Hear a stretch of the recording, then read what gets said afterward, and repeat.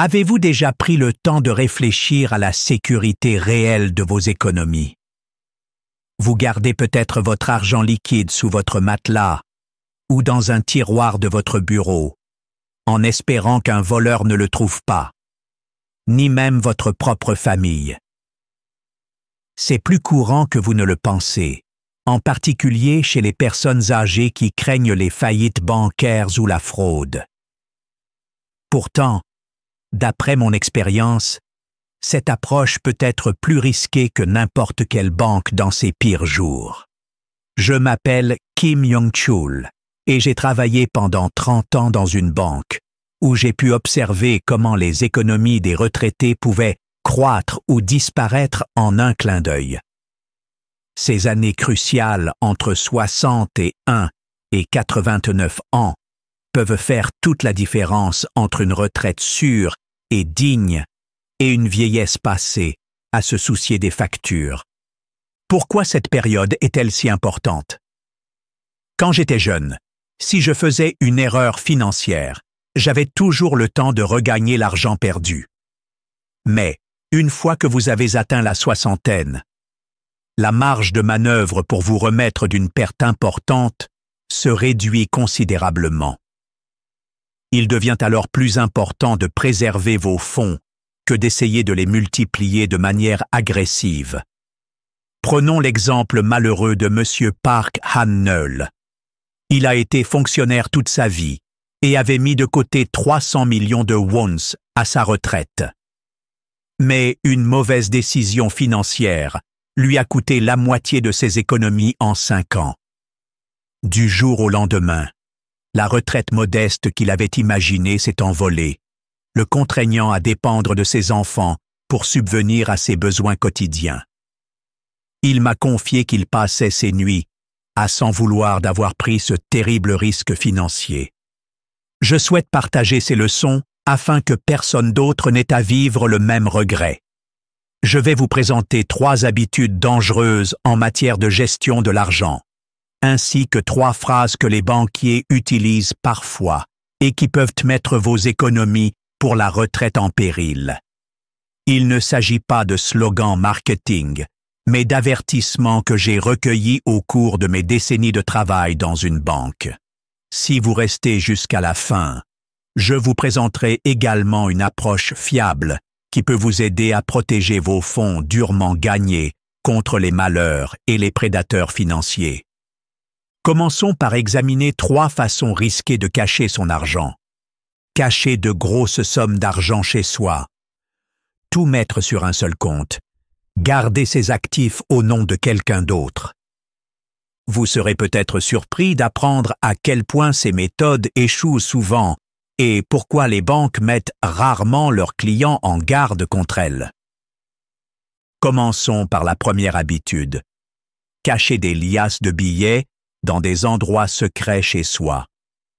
Beaucoup de personnes âgées glissent leur argent sous le plancher, dans les bouches d'aération ou derrière des armoires.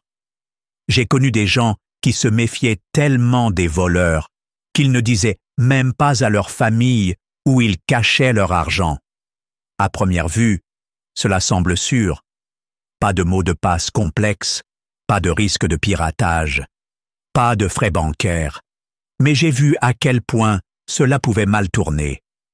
Prenons l'exemple de Madame Lee Soon-ja, âgée de 78 ans. Elle avait 30 millions de wons dispersés dans toute sa maison, sous un évier, coincés entre les murs, cachés dans des boîtes au hasard. Elle pensait, si un cambrioleur se présente, au moins il ne trouvera pas tout mon argent au même endroit. Mais le plus grave, c'est qu'elle n'avait révélé ses cachettes à personne. Lorsqu'elle a été victime d'une hémorragie cérébrale, elle s'est retrouvée à l'hôpital, à peine consciente et incapable de parler. Ses enfants ont cherché partout pour trouver de l'argent afin de payer ses frais médicaux, mais ils n'avaient aucune idée de l'endroit où elle avait caché son argent. Elle a essayé de leur faire des signes, mais elle avait elle-même oublié la plupart de ses cachettes, et la somme finalement retrouvée était bien inférieur à ce qu'elle avait économisé. C'était déchirant de la voir pleurer de frustration, réalisant que ses proches n'avaient pas accès aux ressources qu'elle avait méticuleusement économisées pour les urgences. Avec l'âge, la mémoire peut s'estomper plus vite que prévu. Même si vous vous souvenez de votre cachette secrète aujourd'hui, rien ne garantit que vous vous en souviendrez en cas d'urgence médicale. Un incendie, un vol ou une catastrophe naturelle peuvent la détruire en un instant. Un homme que j'ai rencontré a perdu toutes ses économies en quelques heures lorsqu'un incendie a ravagé sa maison, emportant avec lui tout l'argent qu'il avait caché à l'intérieur. Cacher de l'argent chez soi peut être rassurant, mais c'est comme garder une bombe à retardement sous son lit. Le jour où quelque chose tourne mal, tout part en fumée. Et à un âge avancé, ce genre de perte peut être dévastateur. La deuxième pratique dangereuse consiste à déposer tout son argent sur un seul compte bancaire. Les gens apprécient la commodité de voir une grosse somme d'argent au même endroit. Cela leur semble plus simple. Mais beaucoup ne se rendent pas compte à quel point cette stratégie est vulnérable. Dans de nombreuses régions, la protection des dépôts couvre jusqu'à une limite spécifique par établissement financier, généralement autour de 50 millions de won, capital plus intérêt. Si votre banque venait à faire faillite et que vous aviez, par exemple, 70 millions de won sur ce compte, vous pourriez perdre 20 millions. Mais si vous aviez réparti votre argent, 50 millions de won dans la banque A et 20 millions dans la banque B, la totalité des 70 millions serait probablement protégée. Il existe également une menace croissante liée aux escroqueries numériques, piratage, hameçonnage, smishing, logiciels malveillants. De nouvelles techniques apparaissent chaque jour. Si un fraudeur accède à ce compte unique, toute votre épargne pourrait disparaître en un clin d'œil. Je me souviens quand Madame Jung Yongja, 73 ans, a cliqué sur un message affirmant que sa carte de crédit avait été utilisée à son insu. Prise de panique, elle a involontairement communiqué les détails de son compte et son argent a été bloqué pendant plusieurs jours. Elle ne pouvait plus retirer un seul won, même pour payer ses médicaments habituels. Elle a décrit ces nuits comme les plus angoissantes de sa vie, passant des coups de fil désespérés à ses amis et à sa famille. Heureusement, elle a réussi à emprunter de l'argent à court terme jusqu'à ce que le problème soit résolu. Mais ce traumatisme lui a fait perdre toute confiance dans la technologie. Répartir vos fonds sur plusieurs comptes, chacun doté d'un mot de passe unique que vous mettez à jour régulièrement, peut sembler contraignant. Mais cette contrainte est une assurance contre le chaos qui peut s'ensuivre si un seul compte est compromis. Le troisième piège courant consiste à placer vos actifs au nom d'une autre personne, généralement un enfant ou une connaissance proche, dans l'espoir de réduire vos impôts ou de bénéficier de certaines prestations sociales. Sur le papier, cela semble pratique. L'argent ira de toute façon à mes enfants, alors pourquoi ne pas le transférer maintenant et éviter les droits de succession ou les contrôles patrimoniaux? Mais j'ai vu trop de vies bouleversées par cette approche.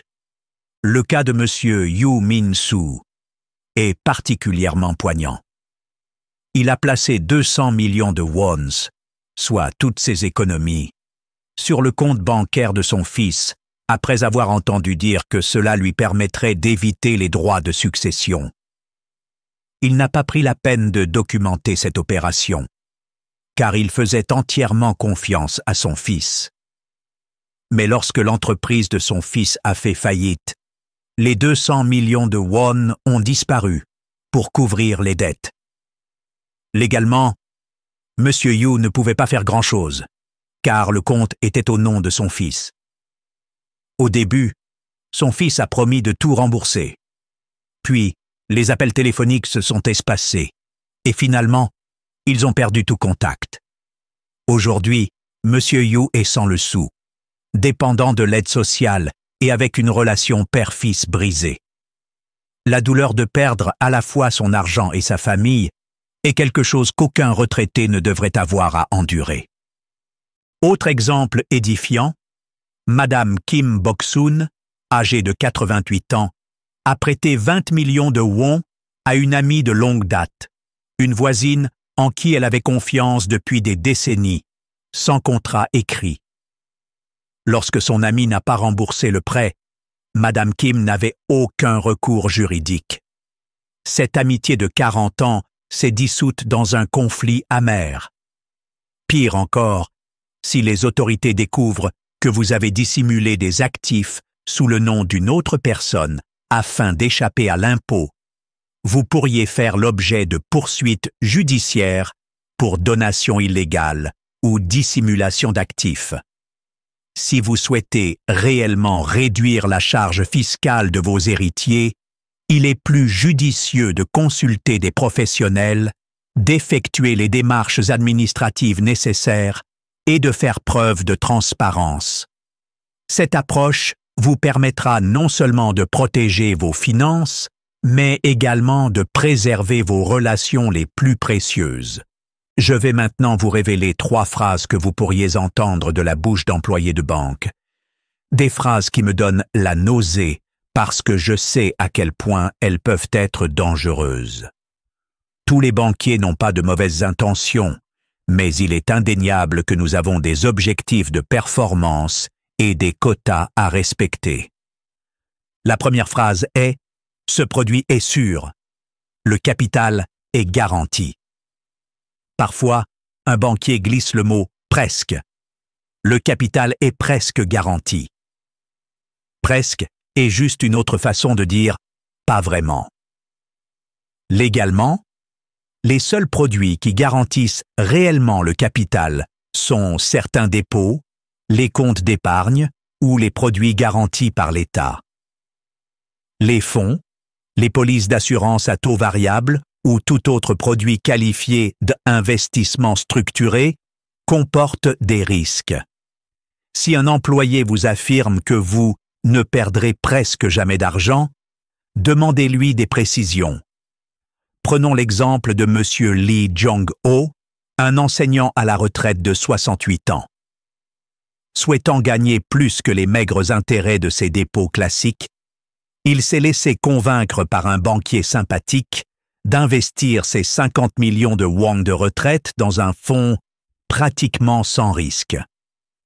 Il s'agissait en réalité d'un investissement étranger très volatile, sans aucune protection du capital. Il a perdu près de 30 millions de won lors de la crise. Les larmes aux yeux, il a avoué qu'il n'aurait jamais signé s'il avait su.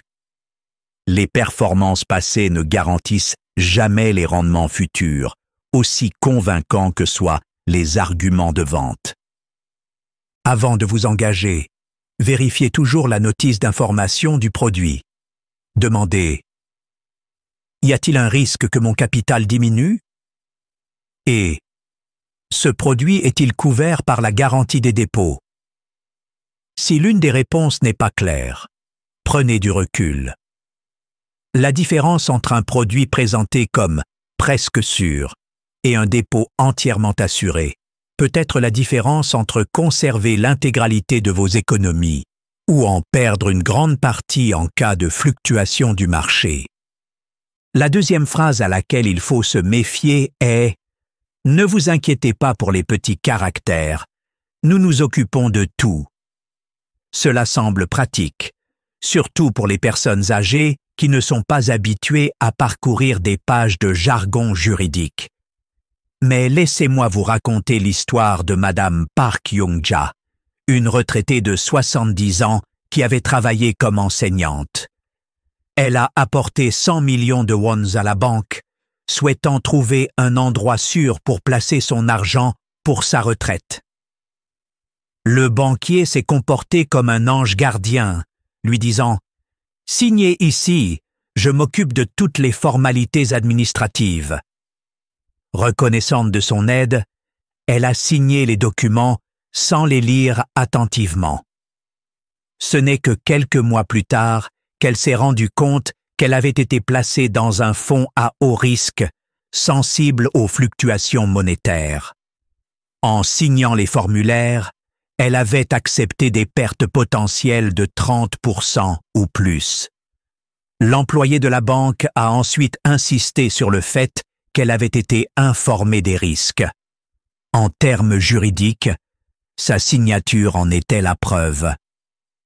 Dévastée, Madame Park s'est sentie trahie. Mais elle s'est rendue compte qu'elle ne pouvait pas faire grand-chose. Une signature peut bouleverser toute votre situation financière. Lisez toujours avant de signer. Si vous ne comprenez pas certains termes, posez des questions jusqu'à ce que tout soit clair. Faites-vous accompagner d'un ami ou d'un membre de votre famille. Il n'y a aucun mal à dire à la banque « Je reviendrai après avoir réfléchi chez moi ». Si le produit est vraiment bon, il sera toujours là demain.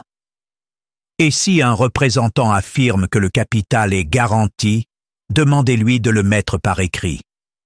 Les promesses verbales peuvent s'envoler lorsque des problèmes surviennent, mais une garantie écrite est une preuve tangible.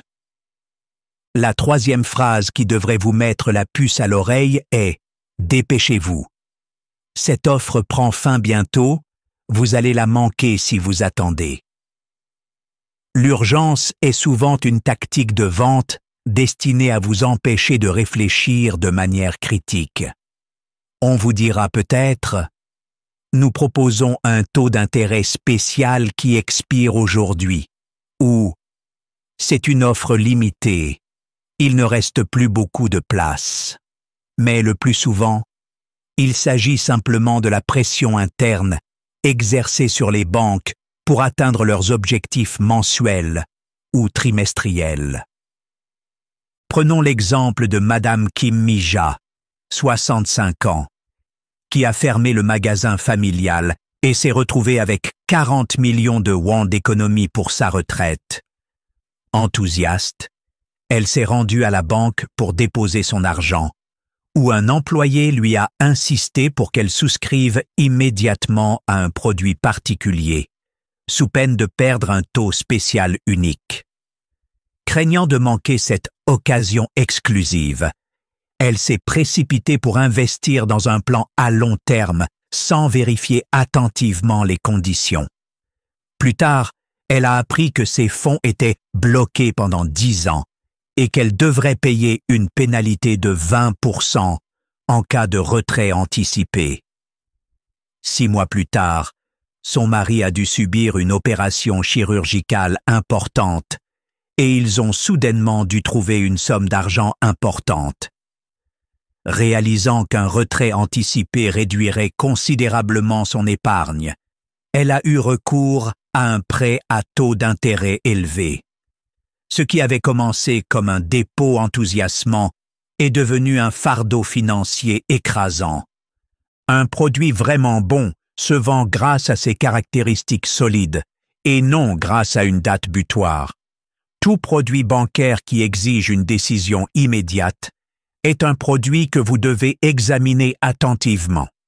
La solution la plus simple est de prendre votre temps.